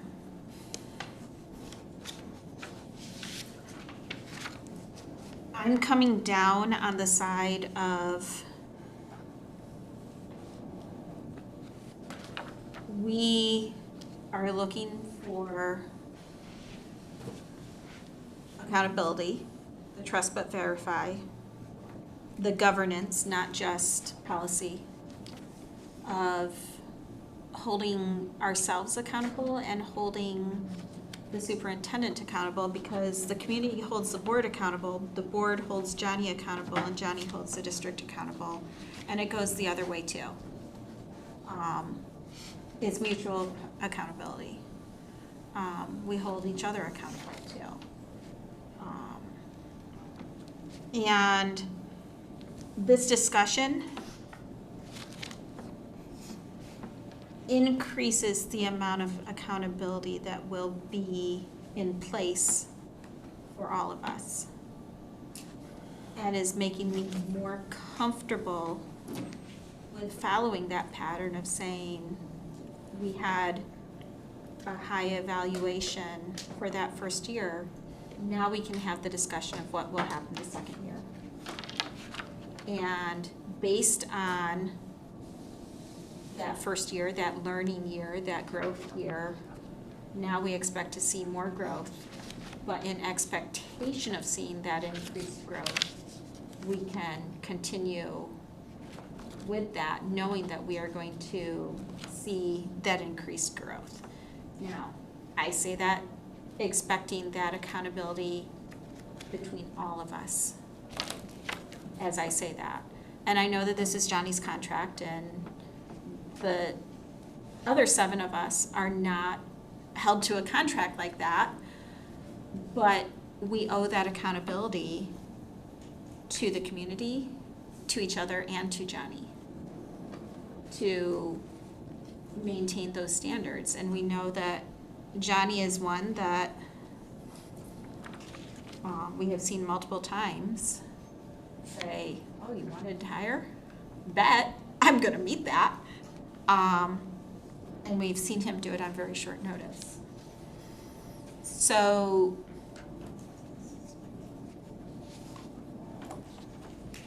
I am comfortable under the consensus model of saying move forward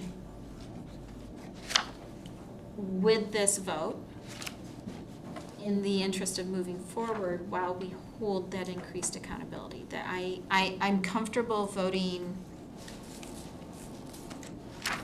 for the extension, having voiced my statement and it being on YouTube live stream,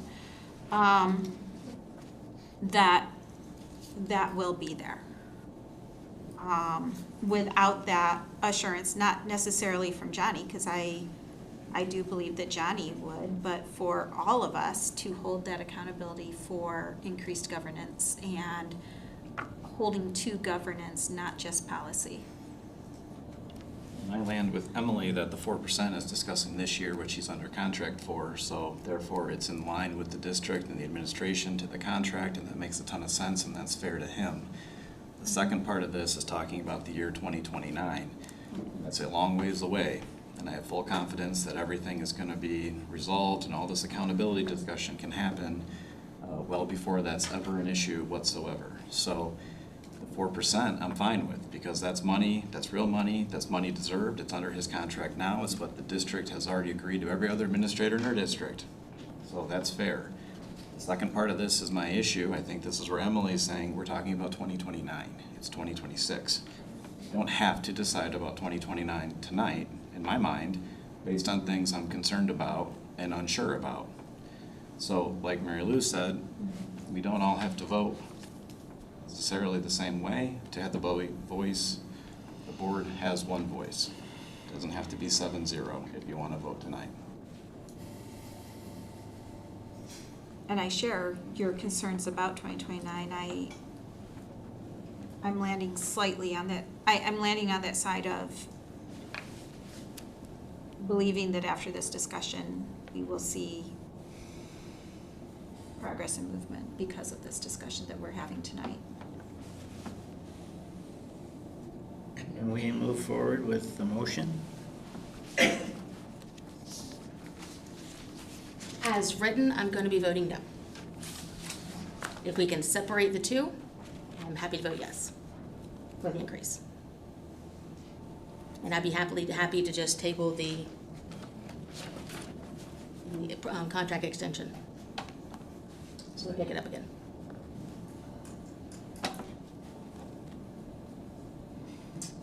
else?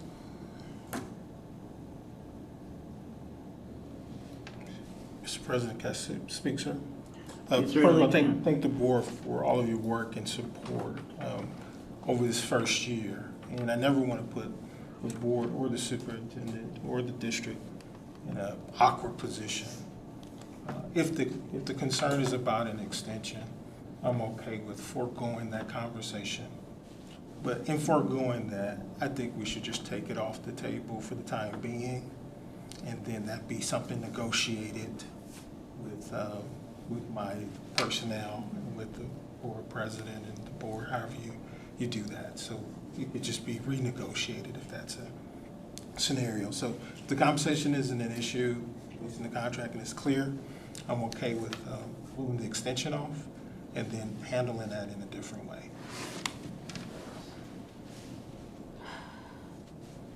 Thank you. Okay, so do you want to move forward with a modified motion then? In that regard? Mr. President, I move that the Board of Education approve an increase to the base salary by 4% consistent with the increase approved previously for the administrative group. Do we have to move to modify the motion?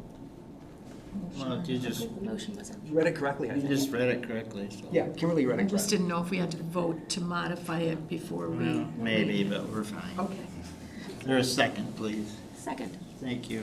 All those in- Randy, before you Yeah. call the question, I mean, Johnny, what you just did to help us through this is an act of leadership that I just wanted to pause and recognize, so. Thank you. Thank you. All those in favor of approving an increase to the base salary by 4%, please say aye. Aye. Opposed? The motion passes. Thank you. And we'll now move forward with our discussion items. And the first one is policy update to bylaw 0131.1. Great. I asked Dr. Michael Pasco to help lead some of this work in terms of the discussion tonight. He has worked very closely with our leaders related to his policy revision. So, Dr. Pasco. All right. Good evening, trustees and Superintendent Edwards. Tonight, I just want to provide some context behind the proposed policy 5136. That's the wireless communication devices, also known as WCDs. It's a long policy title.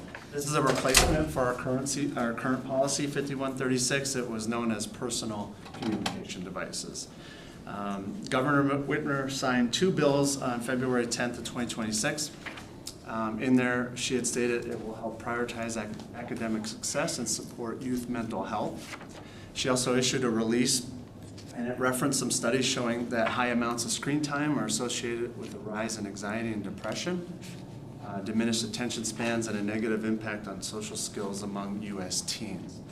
That was kind of the rationale behind it. So the 2 bills, first is Senate Bill 495, and that was requiring us to have a protocol for when and how pupils are permitted to use wireless communication devices during an emergency within our emergency operations plan. So on, I believe, Section F, there's a paragraph that we inserted in there that helps satisfy and comply with that in the proposed document. The second was House Bill 4141.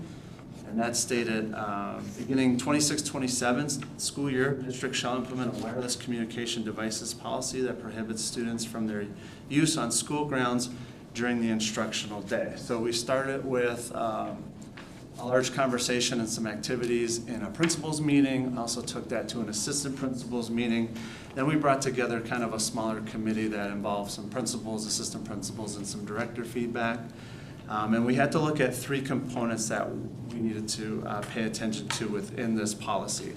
The first was that we needed to prohibit students' wireless device use on school grounds during the instructional day. So we had to talk about what's the instructional day and what does that look like at each level, because it could look different.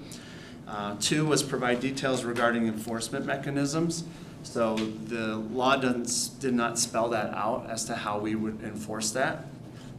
So we talked about what that would look like in our handbook, progressive in nature and how that may look different at each level as well. Again, most of that stuff isn't so much for the policy as it is for maybe our administrative guideline and our student handbook.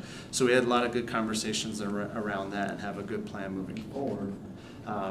But we could just state that per the student handbook, which is kind of what you see in the proposed policy. And then the third was making sure that we have some exemptions in there for medically necessary or part of a health plan, required within a 504 or IEP, district-owned devices designated for instruction, or something that's specific to a lesson to support the learning.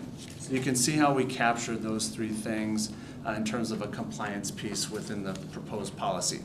Then you also have a document, policy 0100, which is definitions, I believe. So we have to look at defining either new things or just revising some definitions. So the first one is that WCD.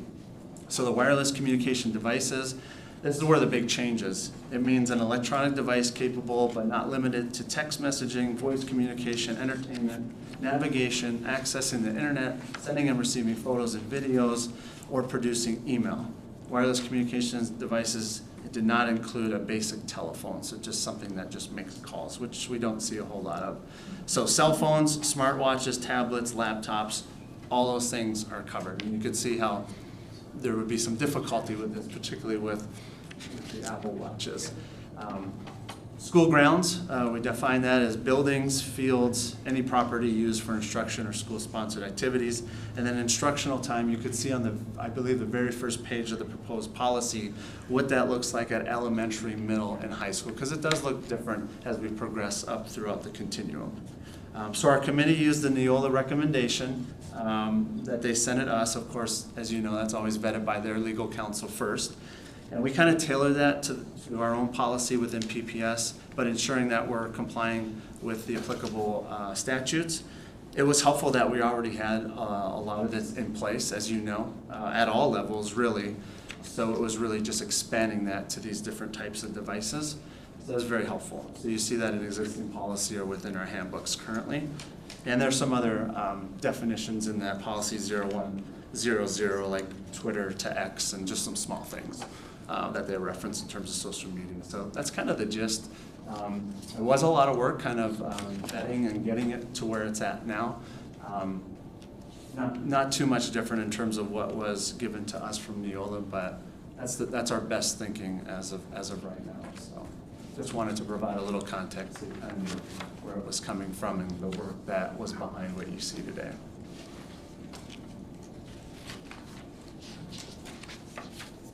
So what's going to be the rollout for kids on this? Like, you know, orientation the first day, you know, Yes. you lay out the rules and... Yeah, orientation, all the grade level meetings that folks do, particularly at secondary level.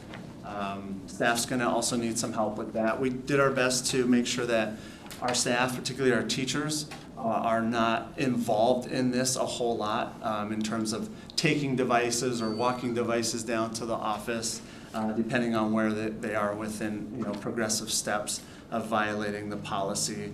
Because really, you know, Governor Whitmer, she noted some things in there, but really we're trying to protect instructional time too. So the more our teachers are having to deal with either behavioral issues or compliance issues with, you know, a cell phone or a wireless device that's out that shouldn't be, that just takes away from instructional time. So we were very mindful to kind of put that front and center, is how do we make this as manageable for our educators as possible.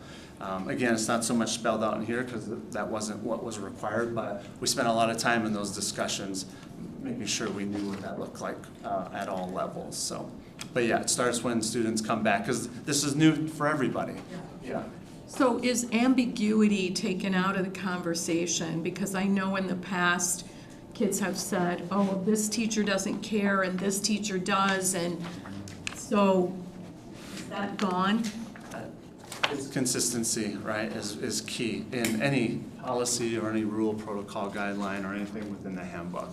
So that's up for that's our leadership team that needs to monitor that and listen to feedback as the year goes on in terms of if there are differences or discrepancies as to enforcement or people adhering to it. So that's always a challenge, but, you know, we call on our leaders to help us monitor and make sure that this is implemented in the right way. So, like, great point. There be some emphasis back to 504s and things because kids have their phones, watches for medical reasons. Yeah. And I know, I've experienced this, different teachers don't always recall or know, or substitutes, or people in the hallway, and they reprimand a phone from a child with a medical device, and it's a big issue. And at the lower levels, elementary, that's really intimidating, and if it's gonna be enforced, and I agree completely that we should less screen time, less phones in the classroom, but if you re-emphasize to those handful of kids that need that phone, that those adults are truly aware at all levels in the lunchroom or wherever to fit in and comply. Yeah, I think that would be a concern. It's kind of twofold. It's on our leaders to make sure that our teachers are aware, as well as our special educators, you know, especially if it relates to an IEP, that they're having conversations with those that serve those particular students, and to make sure that everyone's aware so a student doesn't get put into an awkward situation where they know they're supposed to have a particular device to support their learning or their function throughout the day. We definitely won't want that. So we'll have to, you know, make sure we have a heightened emphasis on that as we move into this year. Absolutely.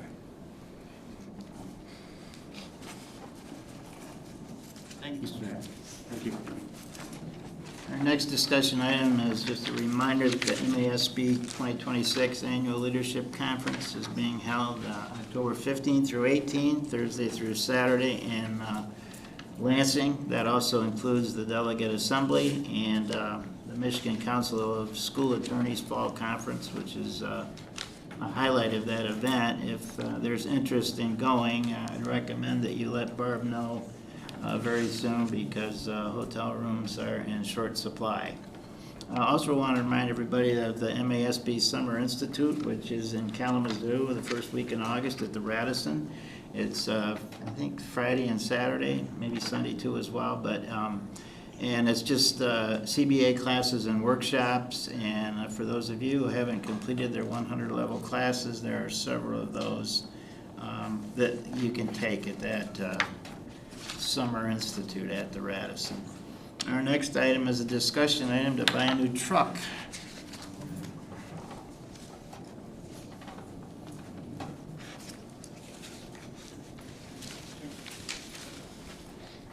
Good evening, Board Superintendent Edwards. I'd like to make a recommendation to the board that we purchase a new plow truck for the district. Our current oldest plow truck is 14 years old. The maintenance on that thing is getting quite expensive, where it's getting to the point where that one probably should be retired and bring in a new plow truck. 14 years of plowing is a pretty good life for a plow truck, so it's time. We went out to bid as a district, received 5 bids for the plow truck. Longhammer Ford of Owasso won the bid for $55,983 for a 2,500 plow truck, which is a pretty good price. We're very happy with the results. All 5 bids were within $5,000, so it was pretty competitive bid. We're really getting a good price, so we'd like to make that recommendation that we purchase the plow truck from Longhammer Ford. We okay moving this one to action? Very good. Motion on page 86. President Van Antwerp, I move that the Board of Education move the truck purchase discussion item to action. Is there a second? Second. All those in favor of moving the truck purchase to action, please say aye. Aye. Aye. Opposed? The motion passes. And now the motion to approve, please. President Van Antwerp, I move that the Board of Education approve the purchase of a new plow truck from Longhammer Ford in the amount of $55,983, the funds for which will come from the 2024 Building and Site Sinking Fund. Thank you. Is there a second? Second. All those in favor of approving the truck purchase, please say aye. Aye. Opposed?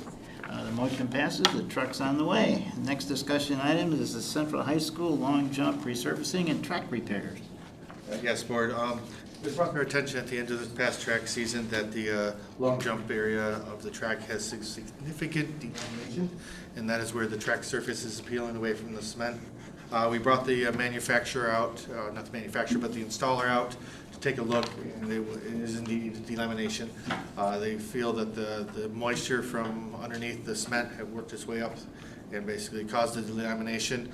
It is outside the warranty period, which is unfortunate, but they say they can fix it. It is a cost to come out. They'll take the track off, they'll have to scrape all the glue material off, put a moisture barrier down, then install the new track surface, so it is quite labor intensive.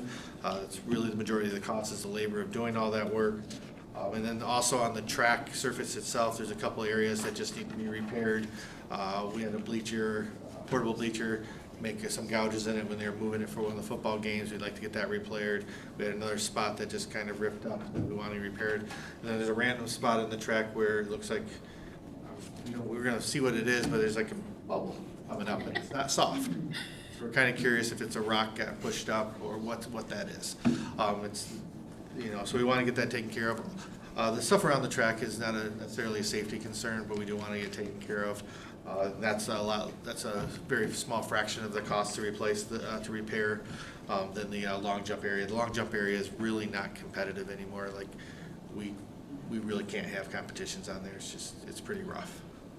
So this was to bring Bayonne the installation out for a cost of $128,975 to fix the long jump runway, which is what I just said, remove it, clean it up, put that moisture barrier down, relay it, restripe it, so it's ready for competitions next track season, and then to go to the track and adjust the flaws in the track from what I would consider kind of normal wear and tear for the most part. No other delamination concerns? I'm sorry? No other delamination concerns in the track itself? I'm going to be honest with you. There's a couple of areas I am concerned at. It's not to the point where it's ruining. It's still competitive. It's off to pole vault is one of them. It's not in the competitive area of pole vault yet, so it'll be something we'll be monitoring closely throughout this.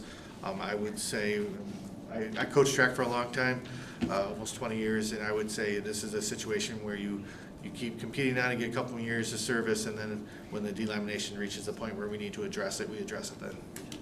So is this shorter time than you would anticipate this being an issue? Like, it seems like, what, 8 years maybe?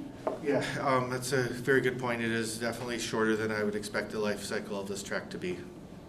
But it is the water causing the issue, it sounds like. That's why we're talking about that moisture barrier. We're going to monitor it a lot closer. The surface, we're not replacing with the exact same type of surface. Talking to the manufacturer, there's a 1,000 level series and there's a 300 level series. The 300 level series actually breathes a little better, will allow the moisture to wick away better. And he's recommending that for the long jump area. He's like, it's not going to decrease performance or anything. It just will allow better moisture evaporation, so to speak. But we've had conversations with the manufacturer, with the installer, and we're going to do our best to make it as, get our best life out of the track, but also make sure it's a safe competition area for our athletes. What kind of warranty is that? Just curious. 4. Okay, we comfortable bringing this item to action tonight? Motion, please, on page 89. Mr. President, I move that the Board of Education move the CHS long jump resurfacing and track repair discussion item to action. Second. Thank you. All those in favor of moving the item to action, please say aye. Aye. Opposed? Now an action item. Mr. Please. Mr. President, I move that the Board of Education approve a contract with Bayonne Sports in the amount of $128,975 to resurface the long jump runway and repair various areas of damage on the track, the funding for which will come from the 2019 Building and Site Sinking Fund. Thank you, Mark. Is there a second? Second. Thank you. All those in favor of the CHS long jump resurfacing and track repair, please say aye. Aye. Opposed? Motion passes, and the track is going to get fixed. I just want to note that Ryan has been here for the whole meeting and hasn't asked for anything. Thank you. Thank you. Yeah. So noted. Okay, our next item of business is to move into closed session, please. There's a motion on page 92. Mr. President, I move that the Board of Education moved into closed session to discuss collective bargaining strategy as allowed under the Open Meetings Act 15.268, Section 8C. Thank you. Is there a second? Second. Thank you, Mary Lynn. This is a roll call vote, please. Mrs. Rohr? Yes. Mrs. Crawford? Yes. Mrs. Navaria? Yes. Mr. Van Antwerp? Yes. Mr. Snyder? Yes. Ms. Larson? Yes. Dr. Stevens? Okay, the motion passes. We're on our way into closed session in this room, and we will not be returning to take any action in open session following the close. So, thank you very much. Okay.